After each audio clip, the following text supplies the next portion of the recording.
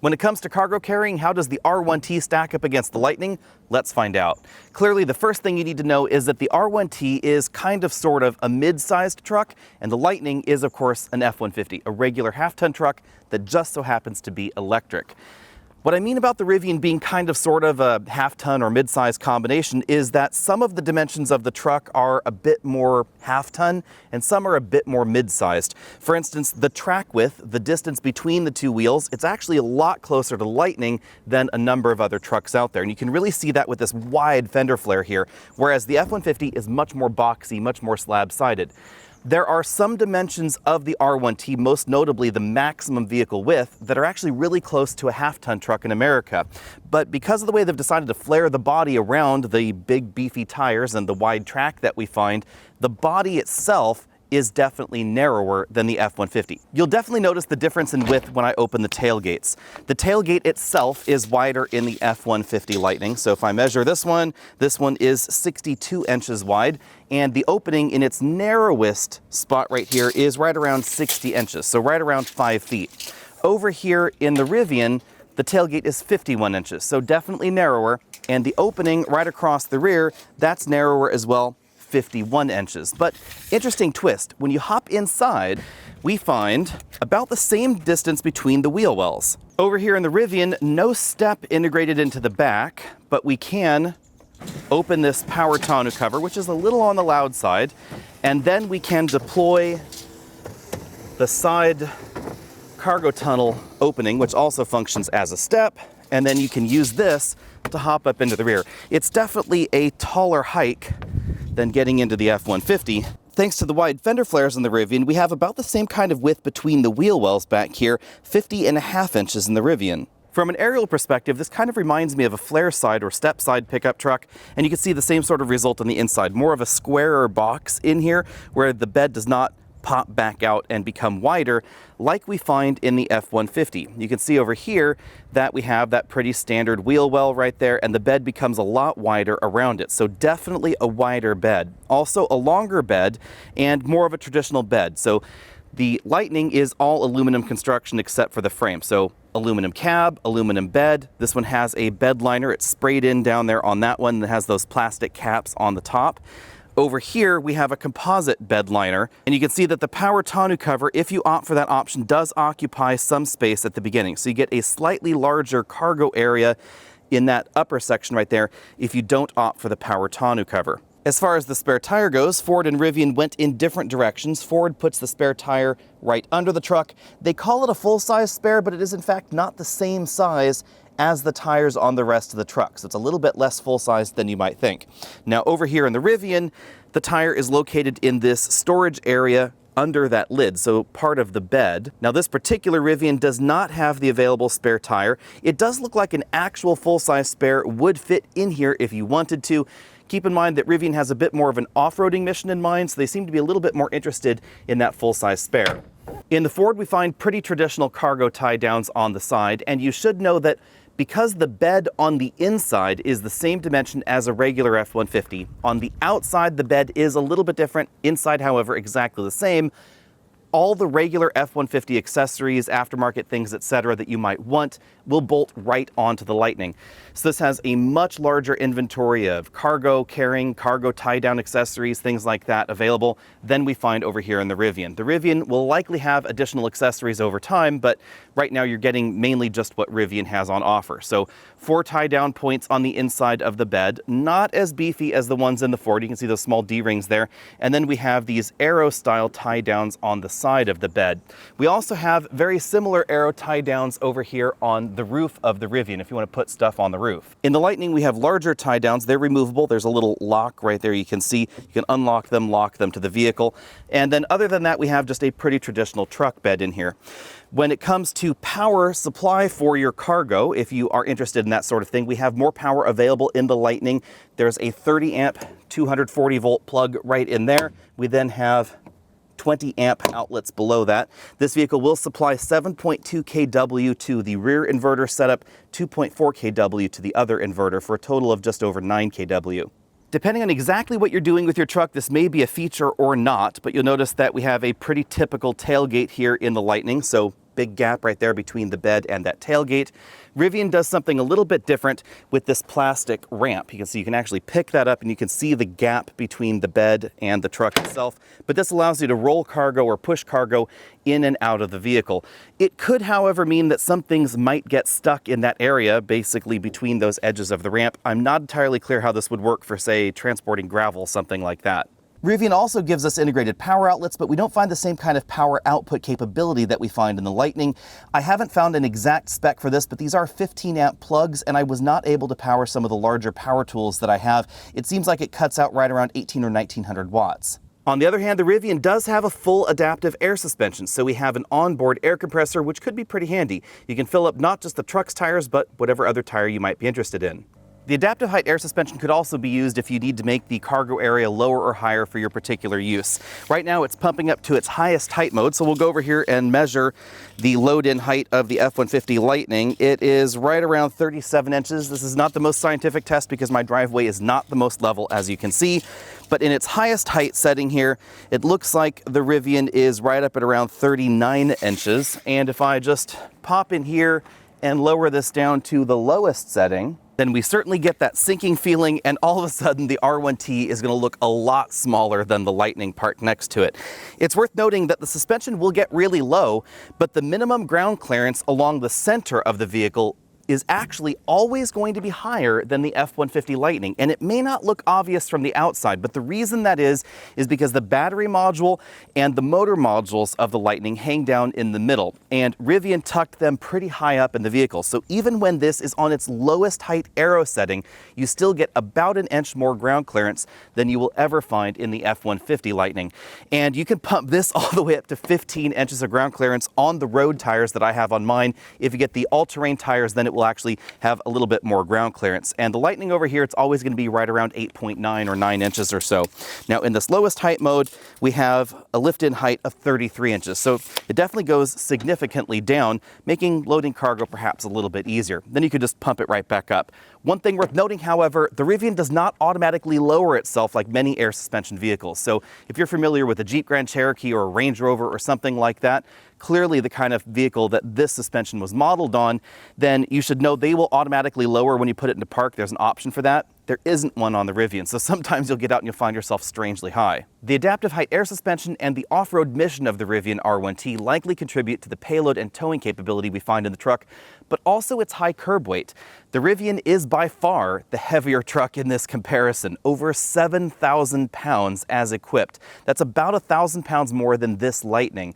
The Lightning is definitely heavier than a regular F-150, but thanks to this aluminum-intensive construction, they've managed to shave a lot of weight out of the vehicle. But the Rivian, because of its adaptive height air suspension, etc., will tow 1,000 pounds more, 11,000 pounds of total towing capability, and as equipped here, these two vehicles side by side, it beats the Lightning in terms of payload capacity by about 20 pounds or so. This one came in at 1,633 pounds of payload, this one 1,614. Now that's still a ton of payload, but I have to say that the Rivian carries that payload a little bit better because of the adaptive suspension that can lift things up. In the F-150 Lightning, when you put 1,600 pounds in the back, the rear end is definitely going to be lower than it is right now. Without an engine lurking under the hood, clearly there's room for a front trunk in both of these vehicles, but they went about their front trunks pretty differently. Here we have definitely a lid-style front trunk. The lid pops up, there's a cargo well, I guess you could say, and you have to lift things over and put them into that cargo area. That means that you are going to have to lift your things at least, this is still in its lowest ride height mode, at least about 41 inches in order to get it up and over the top. Now, the cargo area itself is approximately 52 inches wide, but what I found interesting is the hood itself is just as wide in the Rivian as it is in the F-150. As is, interestingly enough, the critical dimension of windshield wipers to very front of the vehicle. So this section of the vehicle is the same size in the Rivian as it is in this F-150, even though when you park them next to each other, there's kind of an optical illusion going on because the hood level of the Rivian is much, much lower. Even when this air suspension is bumped up to its maximum height mode, where we have about 5 inches more ground clearance in the F-150, this hood is still going to be higher off the ground. It's much bulkier, much bigger, and much squarer. The boxier front end in the Lightning and Ford's decision to really try and maximize the amount of space in this cargo area is why we find about 25 to 30% more cargo area than we find in the Rivian. Let me show you what I mean about maximizing the space. If I grab the camera here and come in close, you'll notice that this front trunk is not just a square box. There's a cut-in back there, so you can use that extra space, and it also has this very rounded front end design. Now you should know that if I look up here, we have this big latch module, and that is going to be in the way of some cargo. So you really can't put cargo everywhere in this area, but we do have extra storage space right there under the floor. And then we have some ratings here. So 400 liters of capacity, 400 pounds right there on that load floor. There's also some ruler measurements there if you want to use that as a ruler. Nice little rubber areas where you can hold things, and a drain if you want to use the front trunk as an ice chest. Also, 2.4 kW inverter outlets right over here on the side, and USB charge ports, which is really kind of a cool touch. Also, nice touch, grocery bag holders there, little flexi mat there. That's where we find the 12-volt battery behind that door. And if I go over here for a similar inspection of the Rivian's cargo area, we find fewer cargo niceties, I guess you'd say, in here. Very square. They probably could have maximized that a little bit more if they'd wanted to. There is a 12-volt power outlet right there, but no USB charge ports, no 120-volt ports. There is a little mesh area there for storing things. Then if I go in here, there's a slightly larger underfloor storage area. And if I take this out, you can see that there's a small drain in the corner if you want to use this area as an ice chest as well. And then this area is going to be deeper than the storage well that we find in the F-150. You just have to lift everything over the top and then into the inside. Both of these vehicles offer power open and power close front trunks. If I can actually find the button for this one again, this one will close. But interestingly, only the Ford offers a power open and power close tailgate. There is an electronic latch in the Rivian tailgate, but 9 out of 10 times when I press this button, you'll see it doesn't open. You actually have to pull it open yourself. It just hangs out there. The astute among you may have noticed that Rivian doors are not shaped like regular pickup truck doors. For instance, in the Lightning, we have two very square doors. The rear door just drops right down there because the bed is not the same thing as the body. This is sort of a three-piece construction. We have the frame underneath, then we have the body, then we have the bed in the back. And the three are isolated from one another, so the bed can wobble around in relation to the body, just like you'd find in a half-ton truck. The practical trouble with this design is that there's a reasonable amount of wasted space going on. The rear seats are not just straight up and down like you'd find in a medieval church pew. They are angled, which means that there is a triangle of area here that is not being used. Also, the space between the body and the bed, that's not used either. Rivian decided to go in a different direction, likely due to the off-road mission of the R1T and the related R1S. So under the vehicle, we have a frame. Exactly how isolated it is from the body, we don't know, but we do know that the frame is definitely very, very rigid. And going over uneven surfaces, you will certainly notice a lot more body flex in the Lightning or the average half-ton truck versus the Rivian. This is very, very rigid. And that allowed them to put a one-piece body on top of the frame. So the bed and the body, there is no seam between the two, like we would find in a normal pickup truck. And that's why we have this little curve to the door there, because if I open that door, you'll see that it matches more or less the rear seat back shape. And that gives us this cargo tunnel that runs right between the two areas, right between the bed over there and the body of the vehicle. Obviously, the bed could have been a little bit longer, to be perfectly honest, if they hadn't had the gear tunnel, but this gives you a bit more protected storage space than we find in the Lightning. To give you an idea of where that storage space lives, the tonneau cover really occupies this section, then this bit of the bed, it's not usable because it's just blank, and then that's about where the cargo tunnel lines up. And if I look inside the car, then the rear headrest, it's right around there. So you can see exactly where that cargo tunnel is coming from.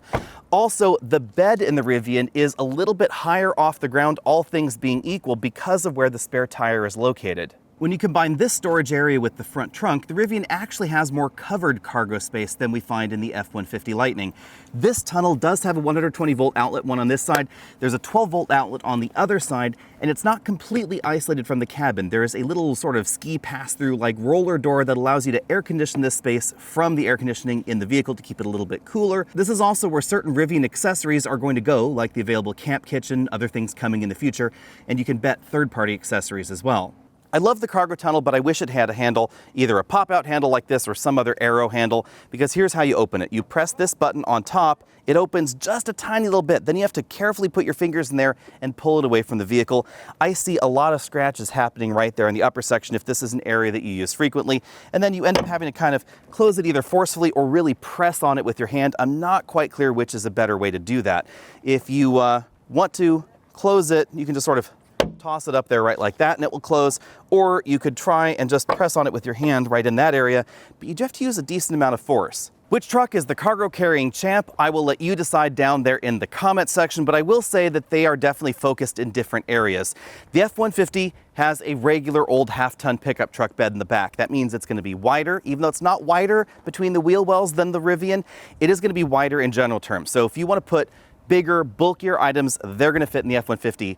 And also, this cargo bed is a little bit deeper. It means that reach and height is going to be a little bit higher for some folks than we find over in the Rivian, but it means, again, bigger, bulkier items are going to be easier here.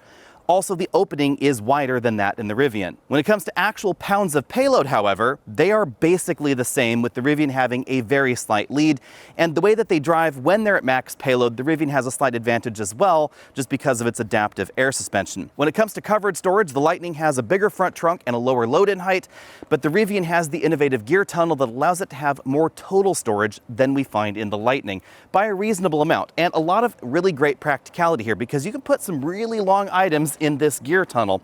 The gear tunnel itself is about as wide as the bed in the Lightning. So if you have a really long item, fishing poles, big tent, whatever, you can probably fit them a bit more easily in the Rivian and have that area covered than over here in the Lightning. Also, if you want things like the power tonneau cover, things like that, you're going to find that in the Rivian. How durable that is, however, I have a big question mark in my head, because that power tonneau cover really sucks in a lot of leaves, and sometimes the leaves go in and they don't seem to come out. We don't find that same kind of factory accessory available on the Lightning, but we do find a ton more things generally available for the F-150, because again, the bed is the same as the regular F-150 on the inside. So any of those things like camper shells, cargo carrying attachments, cargo tie downs, etc., all of those aftermarket bits and bobs will fit on the Lightning, and you're going to be on your own with the Rivian as the aftermarket accessory market starts to warm up. Be sure and let me know what you think about all that down there in the comment section below, and of course check out the related video content on the Rivian and of course the Lightning here as well, including some comparison videos as well. I'll see all of you later.